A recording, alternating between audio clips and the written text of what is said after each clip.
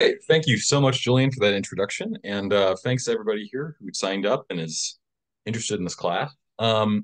So I do want to, get over a few quick things before I give you what I think are some basic rules for writing and editing as well. Um, I do think there's a difference between poetry and prose in terms of not just your editing, but in terms of your approach. Um, Poetry, especially, is about breaking through language. You are playing with language to get across to something.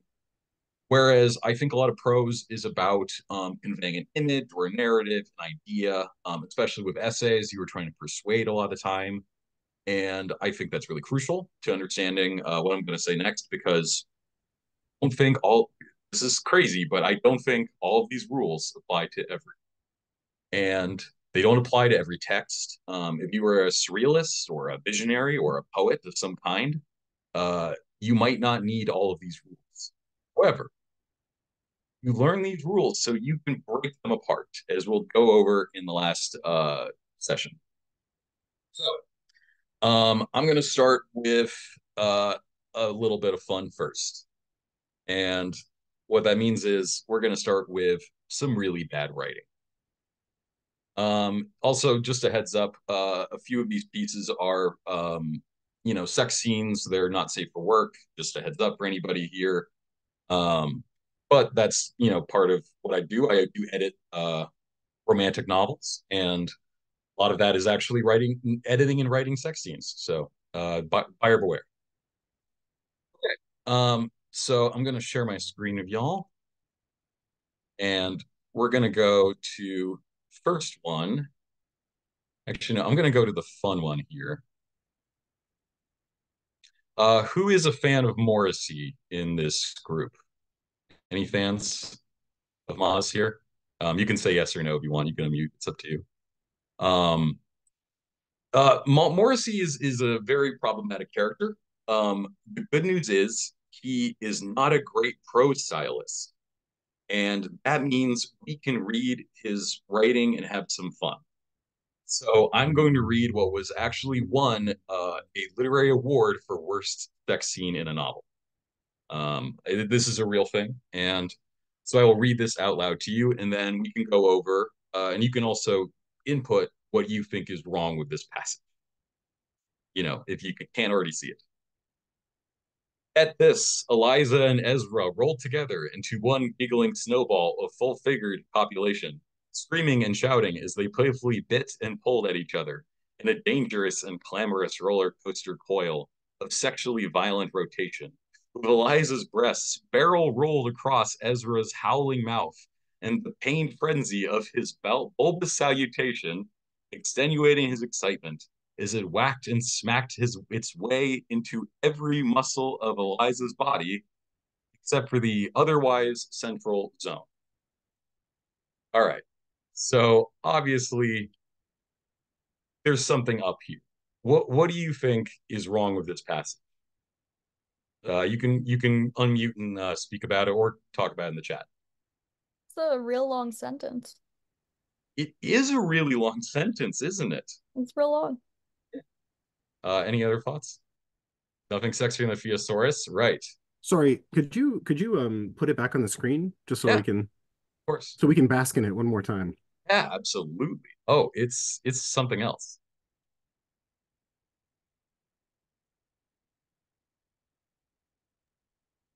I mean, this isn't really poor writing, but Eliza and Ezra are very similar. Like their names are very similar to me. They Uh, are, yeah. I think it's meant to be like a Jim and Jean thing, but it ends up actually probably sounding confusing if you're reading a 400-page novel, isn't it? I mean, Or I looked back when it was like Eliza's breasts, and I'm like, wait, Ezra's howling. Oh, okay, yeah. right, exactly. Mixed Um, metaphors. Shelley also points out a very strange mix of very flowery and very technical language. Too many big words. Yes, very good. Um, there are a lot of ridiculous words here, and we're going to go into why this passage is so wrong with a couple of rules. Okay. So these are just some basic rules I came up with. And again, these don't apply to every piece of writing, and they don't apply to everybody, but they help. Eliminate what is totally unnecessary to the text. In my opinion, a lot of the job, especially when I'm editing, is adding and cutting, nothing more. A lot of it, I think of it as sometimes like a weird, very unnecessary surgery in the sense that you are cutting and repairing what is, not going to help your work. Um, I want to be clear too. Excessive Baroque prose can be a wonderful thing. There are plenty of fans of cosmic horror and that ilk out there who can attest to how you need a lot of flowery imagery, you need a lot of description because what you're working with, especially with horror, is monsters, monstrosity, anything like that. And we're gonna one more comment. If this case reality, it doesn't really even feel like we're reading about sex. Yes, yes, that is a serious problem with that. It doesn't feel like sex anyone has ever had in their lives, has it? Like not anyone. It doesn't matter who. So yeah, eliminate what you don't think is necessary. That doesn't mean that you cut everything. What it means is this helping you? If it isn't helping your book or if it isn't helping your essay or your novel or your poem, it probably is not needed. I really don't think first draft, best draft was a very good piece of advice for everyone. It's great if you're Allen Ginsberg and you can just do that, but not everyone is Allen Ginsberg. This brings me to my second point. This is a little one. Verbs other than said when characters speak are at worst redundant. Already know the character is admitting something. Probably don't need to write out he admitted. That's like a key rule that I don't think is always applicable. Some people need to write grunted or rumbled. Like if you're trying to get out a verb that's like very particular for the person's speaking voice, yeah, throw it in there. But oftentimes you are just repeating yourself, unfortunately. All right. Um, so I'm going to go to one that I think is particularly funny. Emotional detachment between us manifested harmony in relationships. During manifested harmony in relationships was causing a cognitive dissonance within me. My mind was wandering in Kafkian labyrinths of doubt, guilt, and sorrow, while my mind almost subconsciously produced sparkling words that people usually associate with love. Now, aside from Kafkian, which is not really the right phrase, you use Kafkaesque, what do people think is wrong with this passage?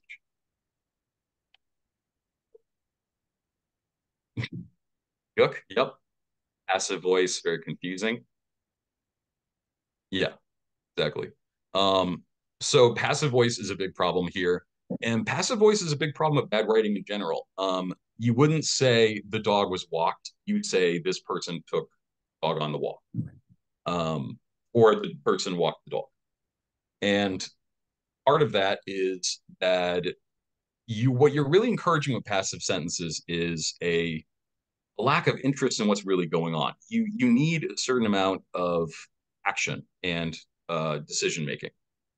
Especially if you're writing something dramatic, that is especially crucial. All right, the sentence itself is wandering some labyrinth. Yes, exactly.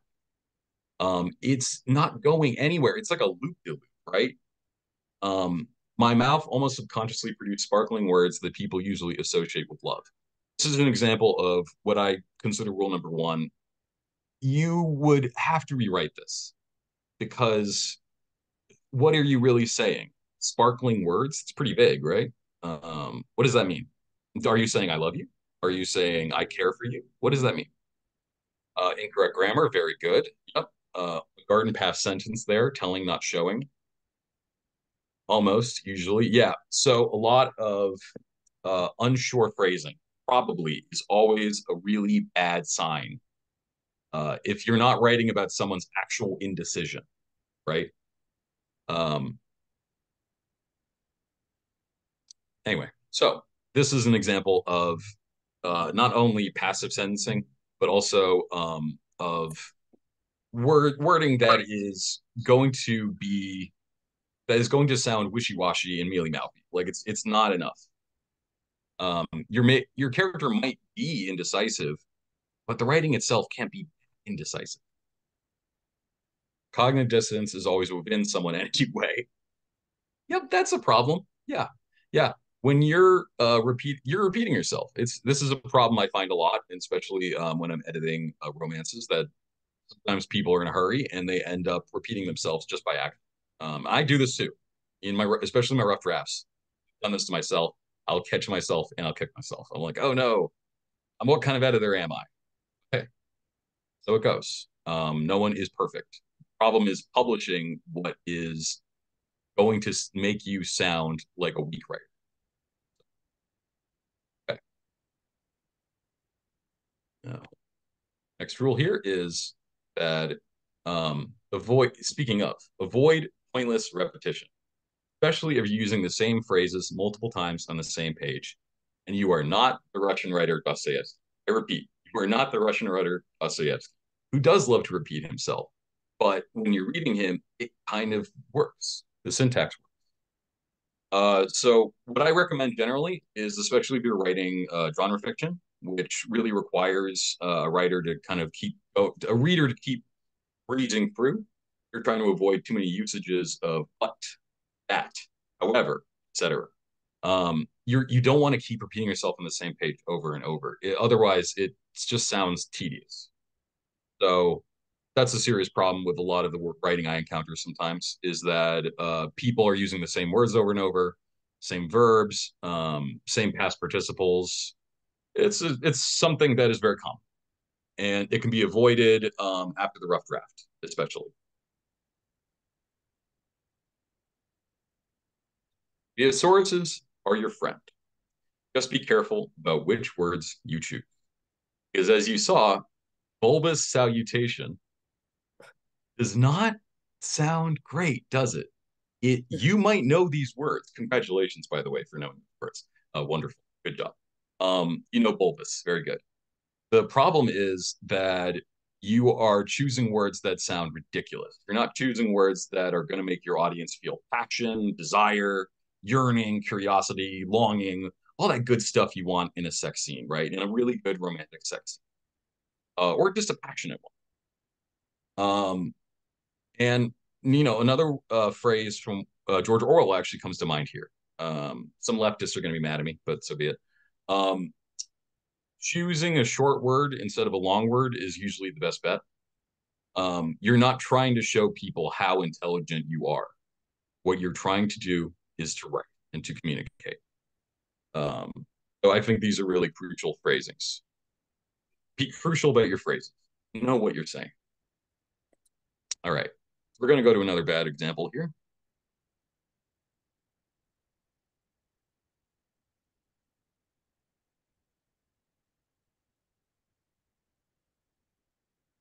Back when I had more energy and amorous intent, I used to like to take my time with myself, to slowly wind me up as I appreciated my body.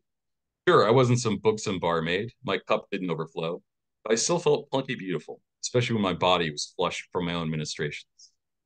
Maybe one day, if I left the military, I would be able to gain weight and see if I looked as opulent as the art of goddesses of old. That would have to wait. What would absolutely not wait was my orgasm. Now, what do you think is the problem here with this passage?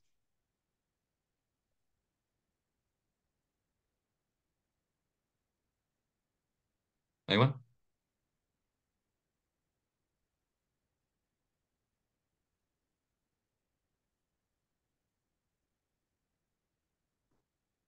Yeah, it's a confusing switch of subject and object. Very good. Thank you, Shelley. And especially the repetition here. Maybe one day. Sure, I wasn't some books and barmaid. So it's just this overflow of phrasings that are um, piling up and they feel not just wishy-washy, they don't feel necessary at all. I actually remember editing this passage and cutting a massive chunk. Um, and what happened was the problem is this writer is going through too quickly and you're not thinking too deeply about each sentence. Um, and also, there's so many run-on sentences here. I used to like to take some of my time on myself. Period. Slowly wind me up as I appreciated my body. Always, pay attention to your grammar too. So yeah, it's a problem here where this passage is trying to express something about a character, but it's kind of a weird phrasing, right? What do people think of this? Would you want to know this about a character in a novel where you're trying to root for them? Is this supposed to be a comedy? No. Because it that last sentence made me laugh, and that's the last one you put up on the screen, or the one before that. I just and I put in the chat these sometimes these read like comedy, and it's like this kind of a sex scene is not supposed to make you laugh unless it's Yeah. a comedy. hmm hmm Yeah, precisely. And what is weird is the comic timing here. Oh, what absolutely not. Wait, was my orgasm. Um, it sounds like something from a comedy, doesn't it? It sounds like something from an Adam McKay piece. Sadly, this is not a Confederacy of Dunces. Having read that book, I can assure you, Lucas. Um, yeah, the timing of the last sentence, very good point. And you also have this problem that I'm going to get to with one of my other rules.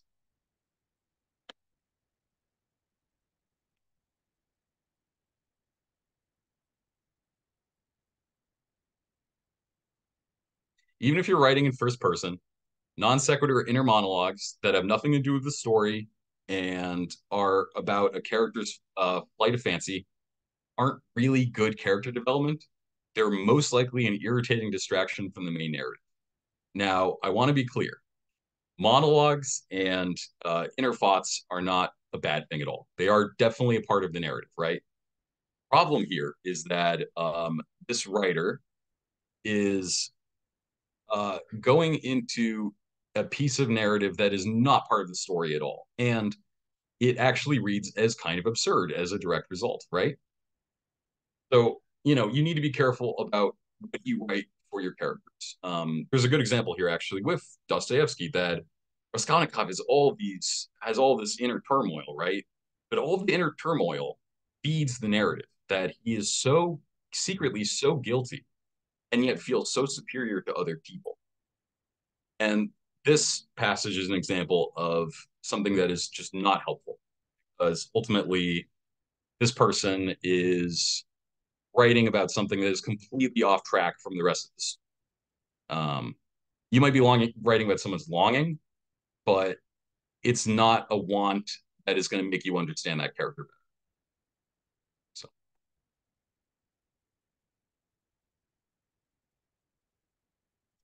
So, um, so we're going to get to number 5 here.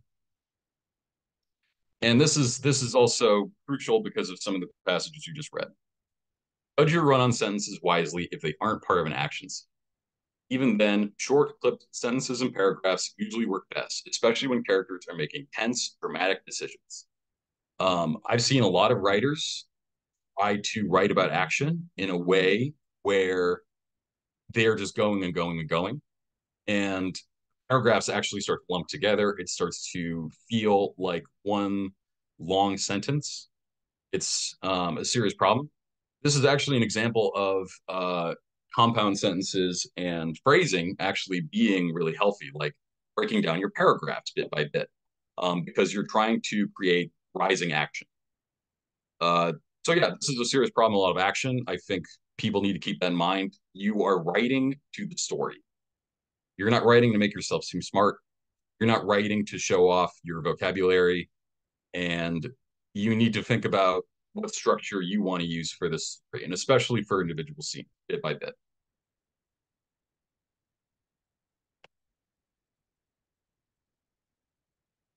Avoid passive phrasing. Your characters are always acting. They decide. They do things.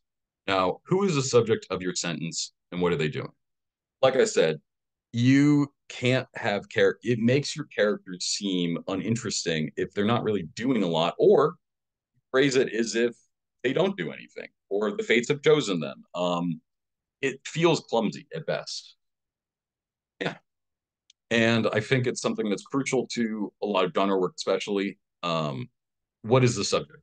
What is the rule? All right, I really emphasize this one. Show don't tell, show don't tell, show don't tell.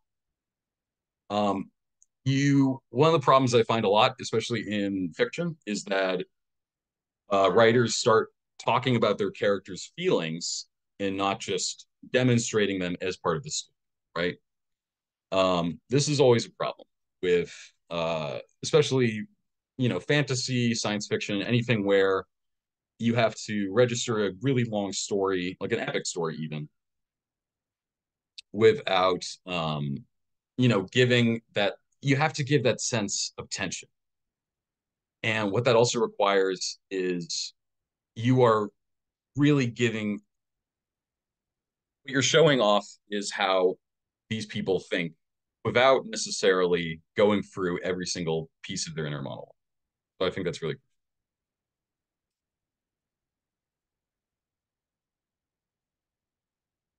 all right. This is a good example of another piece of writing that is always, going to get some alarm bells going off with readers. She looked as if she was struck by lightning, her eyes going to fall out of orbits, her mouth wide open, as if she was trying to swallow a train, her skin deadly pale. To me, seeing her in such a condition was heartbreaking, like eggs being cracked upon a stone. All right.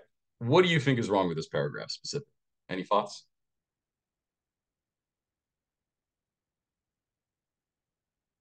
Anyone? There's a lot of different imagery. Yeah, caught out of orbits. Oh my God, right? There's so much hiding behind similes. Yeah, it's funny. This is actually a really good point, Rosa. We need more telling. What is this saying about this person? Eyes going to fall out of orbits, her mouth wide open, as if she was trying to swallow a train. So you have multiple similes here. You have actually no, you have three, four metaphors and similes trying to run together. A lot of different imagery. Uh, yes, very good point too. That trying to say things in an alternate way, the language sounds so alien. It feels again many similes in a short passage and most of them ineffective. Totally agree. Um, yeah, it's strange because what you're just trying to communicate is one emotion, right? Shock. Person is, is shocked and horrified, possibly, uh, and yet this is not getting it across, is it? It's trying to show, but it's not, is it? Much equivocation. Yep, looked as if she was, to me, her eyes going to fall out of orbits. Yep, as if she was. Seeing her in such a condition was heartbreaking. What is the thing that is an egg? Eggs being cracked upon a stone, which is really funny because yeah, when have we cracked eggs on stones if we're not camping? This is my question. Never. Right. Yes, very good point, Georgette. When are we doing this? Uh, one of the things I think is crucial to metaphor and really simile is people need to recognize what you're speaking about, especially same with personification, any kind of literary device. You can't just assume that everyone's going to know exactly what you're talking about. It's such a funny phrasing. All right, so I'm going to go through a couple more rules here, and then we're actually going to break down a longer passage that I've selected, and some of you might know this, by the way.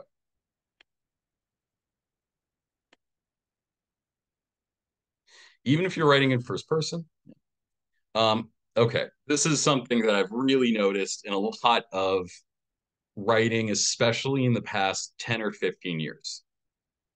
Wannabe Joss Whedon banter is probably bad, especially if it's not helping with the story, if it's not fueling the friendships and relationships that you were trying to depict. Chris Rock comedy rule does equally apply to writing. If you think a joke is funny and nobody else does, it's probably not funny. Now, again, these are totally debatable, but in my personal opinion, I think that rule helps with a lot of art in general. Um, one of the problems I find is that a lot of people want to write about, um, they're friends, and they're influenced by this idea of feeling inarticulate or feeling postmodern, right? Like I'm writing about a vampire, but I don't want to just write about a normal vampire. That's boring. Everyone's done that. I want to write about a vampire who's hip or he's postmodern. He wears sunglasses.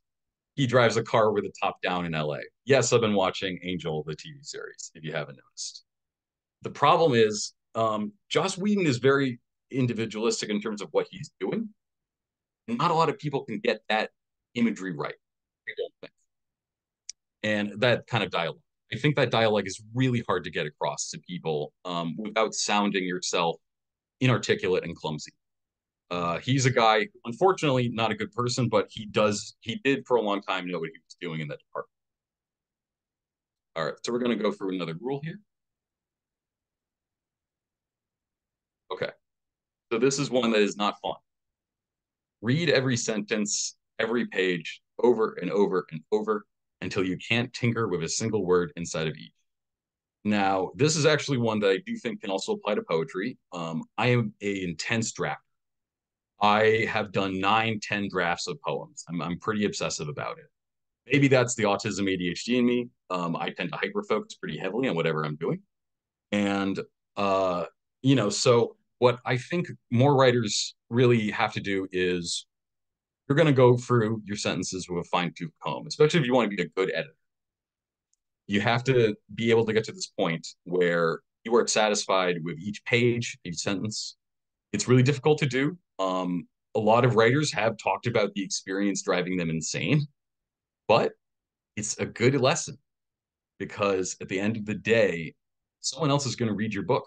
Now, that person can put it down pretty easily if they're not satisfied and just walk out and they can go on their phone, they can go take a walk, they can go get a coffee, they can do whatever. You have to hold their attention.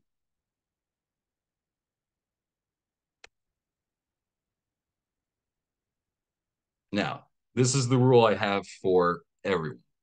Learn these rules so you know how to break them because the best writers often do. There's a good example here as well. David Lynch, I who is a surrealist, he's a filmmaker. He plays by his own rules in his films, I would argue. This is a guy though who knows formalism. He knows a lot of the film rules. That way he can mess with them. By the end of his career, he's doing crazy stuff. Same thing with a lot of writers. Same with J.G. Ballard. Same with Nabokov. Pale Fire is a guy who happens to be good at writing poetry, or at least pretentious poetry. So he's able to write a greater novel. He knows Nabokov was a really tricky guy, a lot of picky tastes, as you might know from some of his lectures. He knew the rules and he knew them really well, and he knew how to break them.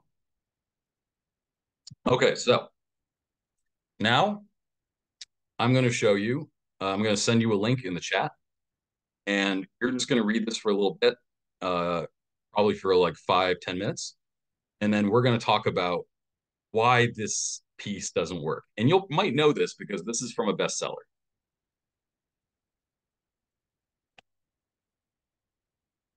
All right. I'm going to send this to you. The link should be in the comments. Let me know if you're having trouble opening it.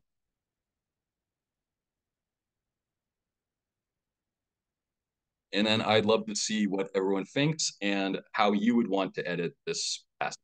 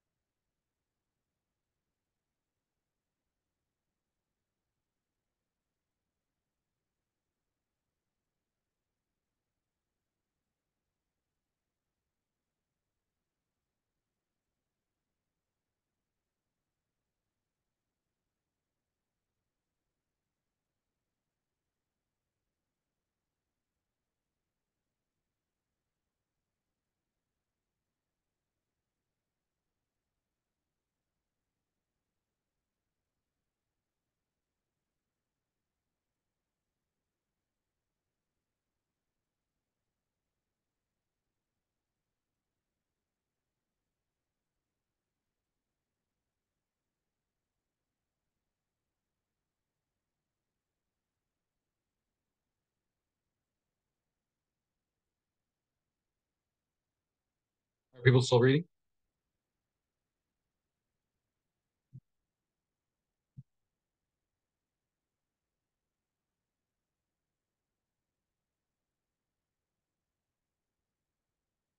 Okay. So, uh, here's my fun question. What would you say is the funniest part of this book, if you had to pick one?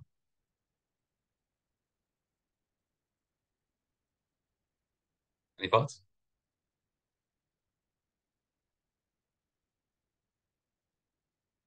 For me, it's that the man is supposedly chillingly close, but he is 15 feet away from the in the gate, which is just the funniest thing to me. How is that close? 15 feet. Let me try this out. Okay. 15 feet's pretty far, right?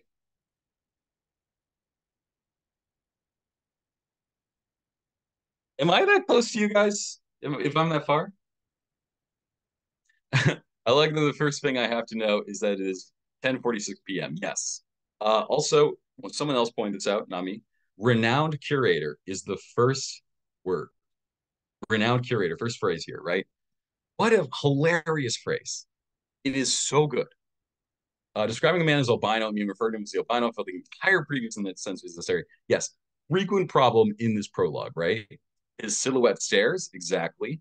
How can a silhouette stare? You have so much botching of active and passive voice here. You have a lot of confusing sentences. Yep. Changing POV did not work for me as well. Oh, yeah, absolutely. Repeats itself a lot. Very confusing, mixing with the man and the curator. Making me wonder if the narrator was in our character present or the stomach. Yes, excellent point, Shell.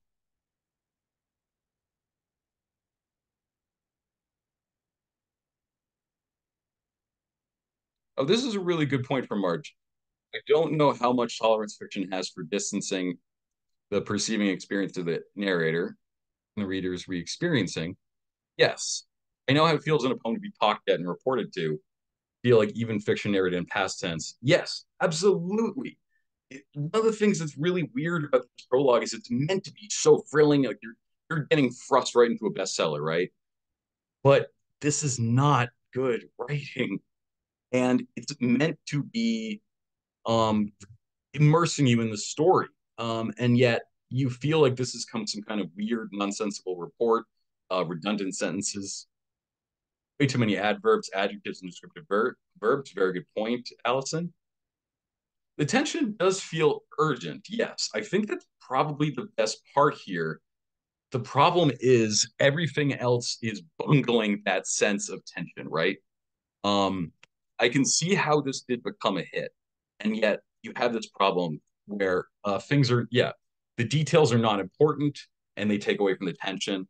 You're taking away from it with, the comedy of this all. That like someone is 15 feet away and chillingly close. For the record, you can't collapse in a heap if you're one person. I don't believe. The narration is both distancing itself from the curator by calling him the curator and the old man as if it's not his POV, right? Very good. Um, it's very weird, right? There's a lot of confusion with Brown. Brown seems like he doesn't quite know how to uh, create tension without also he's trying to give exposition while also trying to create tension. And the exposition and the tension are basically colliding. Any other thoughts?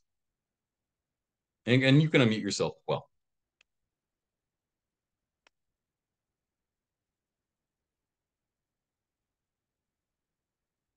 Might make for a good movie. Yeah, that's the thing, right? There is a narrative here. There's clearly a narrative. A giant assassin is attacking a museum curator. The museum curator leaves a message because he is part of some kind of link in a conspiracy, right? It is appealing. It's an appealing idea for a story. Problem is that what we have is a botched prologue. Yes, Lucas. Yeah, just to, I didn't want to type this all out, but Yeah. to me, having read Da Vinci Code, Mhm. it always felt to me like it was more a description of what we would be seeing as the camera moved over or across things in a movie. Mm. So all that extra detail is probably just like he's doing descriptive video, right? Like he's stepping through and going like there's an opulent frame and it falls on him and then it's dark and then we see his eyes and he's kind of eliding the fact that these would be edits or that there'd be changes in lighting. So it's consistent with the experience of a movie he's seeing, but not consistent in helping us create like an image of what's going on in our heads. That's a really great point, Lucas. And it's also a confusing image, right? Because he keeps confusing things, like we said. Um, the mountainous silhouette of his attacker stared through the iron bars. He's not doing the best job of the imagery, even if that's what he wants, right? He might be thinking in his head, like, I got to get the movie rights. Problem is that the book, it's the writing, the prose itself is not serving the mission. And that's a major problem. Any other thoughts about this prologue?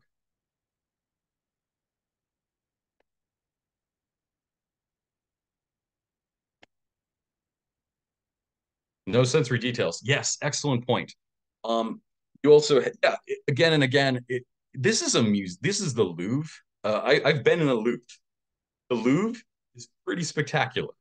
It's got pretty interesting lighting. It is absurd that this prologue is not able to articulate what might, make this a pretty dramatic scene in a major museum in Paris. Right? Really great point, Hillary. Any other thoughts?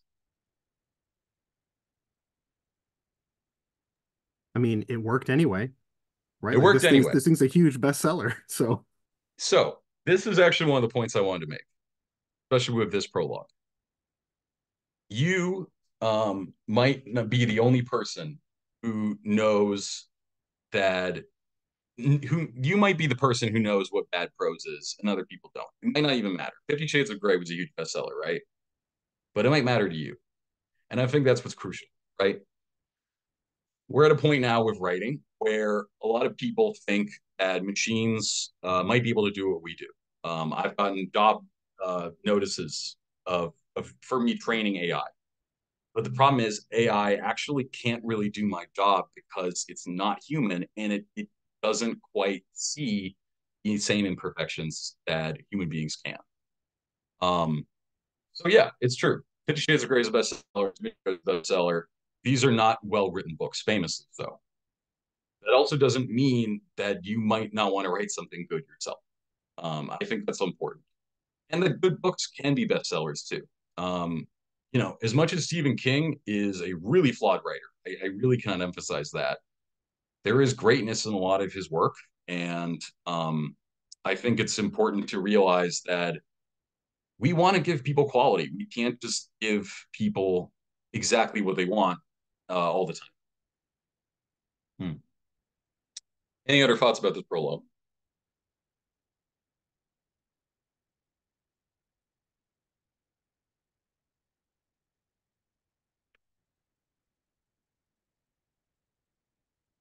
Yeah. So the point. So what I want to get to here is this: not all these rules are going to work for you. One other thing I want to mention: cliches aren't always the worst thing in the world. I think a lot of people are down in cliches sometimes, especially when you want to be a postmodern writer, or if you want to be a writer who's transgressive and you're trying to do something new. Fully understandable. No shame in that. One problem is cliches sometimes work. There's a reason they're there. And I think it's okay to have cliches if you know what you're doing, you know how to use them, and you know how to use them properly. It doesn't make you a bad writer if you use a good cliche. You just have to know where to place it in the story. All right, any other thoughts? Comments?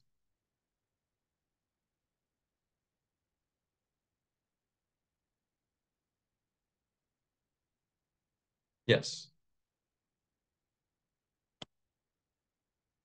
So, what I'm really hoping from this is that you aren't going to take all of this to heart. You're going to take a lot of it to heart. Yeah, possible to put the list of rules you're reading from on the screen? Absolutely.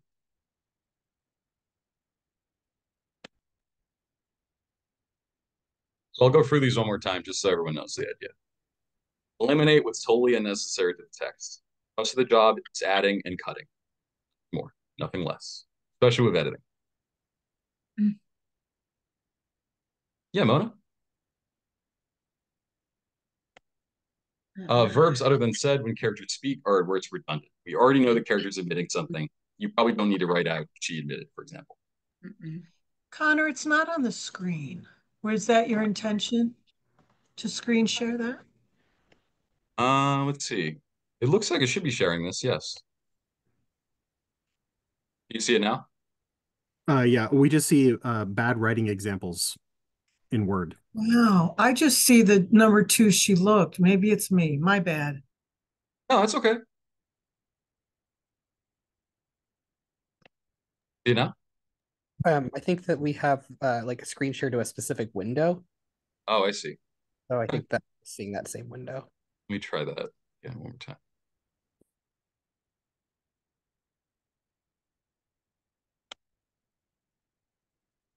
Okay, how's that? Yeah, we got number 1 is up. Yep. Yep. Thank you. Cool. Great, no problem. There we go. Yes. So eliminate what is totally unnecessary. It's not mean that everything is, not everything that you think is unnecessary is bad. Whatever is not going to help with this text, whatever is not going to communicate through this poem or this novel or this text.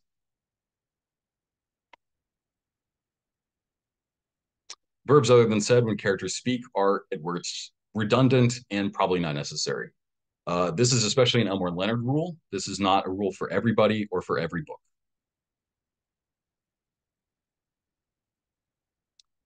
Avoid pointless repetition. Otherwise, especially if you're using the same phrases multiple times on the same page and you're not the Russian writer Dostoevsky. Try to avoid too many usages of but, that, however, etc.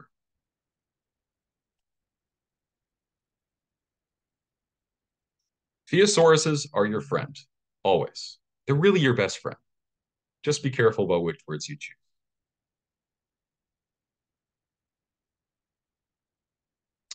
Judge your run-on sentences wisely, especially if they aren't part of an action scene. Even then, short, clipped sentences and paragraphs typically work best when characters are making tense, dramatic decisions. One person I would recommend, actually, for especially if you want to understand good action, is a very strange crime writer, James Elroy. Here's a guy who, when he wrote LA Confidential, they asked him to cut a massive chunk of the text, and he removed all of the adverbs. Which actually is kind of a good lesson in writing, frankly. I think a lot of people get more cues from it. Avoid passive phrasing. Your characters act, they decide, they do things. But who's the subject of your sentences? What are they doing? What is the meaning of this?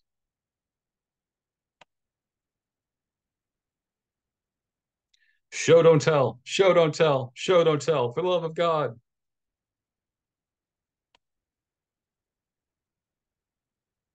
Even if you're writing in first person, non sequitur inner monologues aren't character development. They're an irritating distraction from the main narrative. They're typically what people need to cut the most, at least in my personal opinion, especially in fiction. Wannabe Joss Whedon banter is probably not that good. I understand, like, it's fun to write. It really is. I've tried it, but oftentimes I've cringed at it. The Chris Rock comedy rule does apply to writing. If you think a joke is funny and nobody else does, it's not that funny.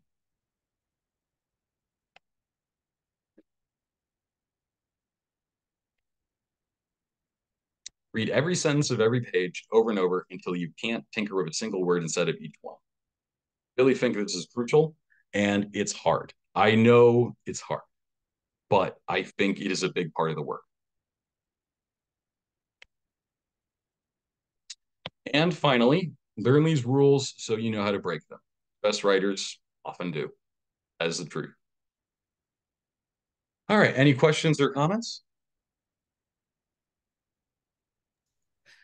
Connor, I have a question and a comment, if I might, because I mostly write poetry. So I don't know how things apply to fiction and other prose, but I always found the verbs that fiction writers use around telling unclear for me, like what's narration versus exposition versus tell.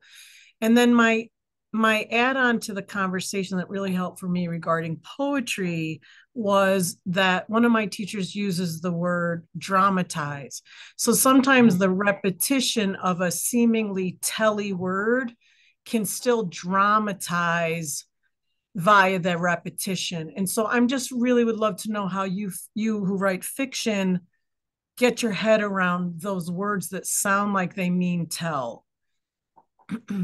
That's a really good point. So actually, I write poetry as well, and I think what's crucial is that um, what you're trying to do is you're trying to tell a story without making it too obvious you're telling a story. There's a famous line from Elmore Leonard, which is that anything that sounds like writing, I cut.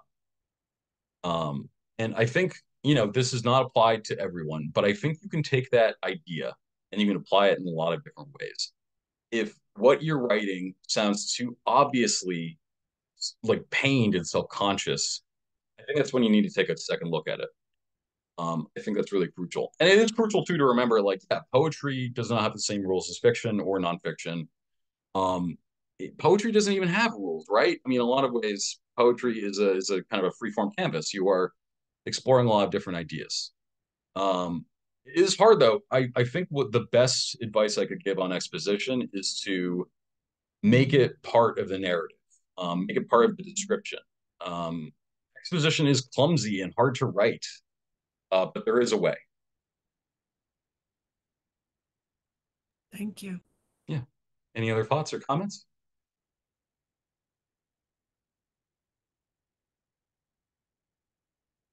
See, there's something in the chat. Yes. Something comes up with a lot of adaptations from page to screens. Those novels can really excel at showing the interiority of characters in ways the movies aren't as good at. If inner monologues are a distraction, and we don't want to feel like we're writing a screenplay, it feels like there's a tension there. Yeah. This is something I've been thinking about too, especially when I was writing these, because I don't want people to cut all of your characters' inner thoughts. I think what's crucial is that the interiority has to serve the story, and it has to serve the character. It can't feel like it comes out of nowhere, or that it doesn't make sense, or that it feels like someone rambling. I think that can be a serious problem in a lot of like rough drafts of fiction. And what you have to do is you're cutting down to the essentials.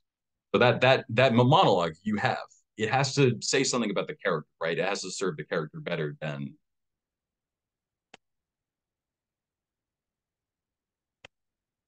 Yeah. We're about at the closing time. I've been asked to tell you guys about my work a little bit. You can always find more of my work online at cmcrockford.net, and I'm going to put a link in the show notes. Also, Blue Stoop has asked that you take a survey and leave any comments, any thoughts that you had. Unless they're a distraction. Yes, exactly, Shell. That they're not just mere distraction. They don't feel like they're taking away from the story you're telling. They don't feel unnecessary. Yeah.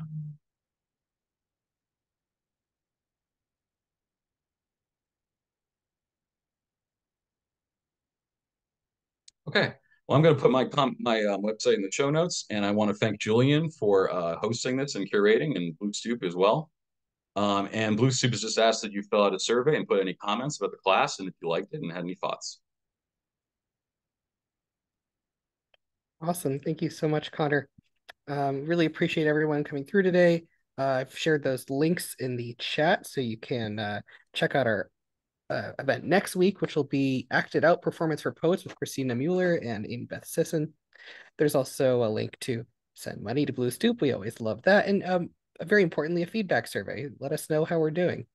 We've also got some classes that are open for registration right now, including a really fun bookmaking class. So check it out, click some links, and tune in next week if you're around. Thanks again. Thank you. Thanks, everyone. Appreciate you coming over.